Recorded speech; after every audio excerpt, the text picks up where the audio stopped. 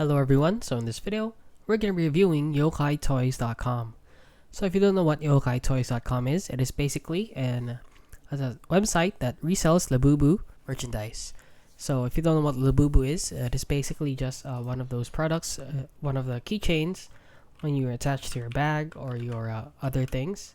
So as you can see, this is what the Labubu looks like. It is very hyped today. So as you can see from Trustpilot, they're rated 1.9 out of 5 stars, which is poor, with 14 reviews, and most of them are 1 star. As you can see, 1 star, not original figures, since there are a lot of fake Labubus also. Fake, not real, scammers. I'd give no stars if I could. Scam alert, never received my order. A complete scam experience. Waited for over a month for a fake Labubu. Fake Labubu, do not buy. Fake. And a lot of people are saying that they are fake, so please avoid buying from these if you're looking for a legit Labubu.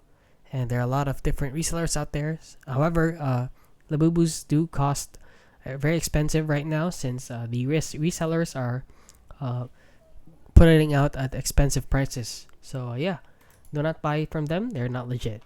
So if you found this video helpful, please consider liking and subscribing.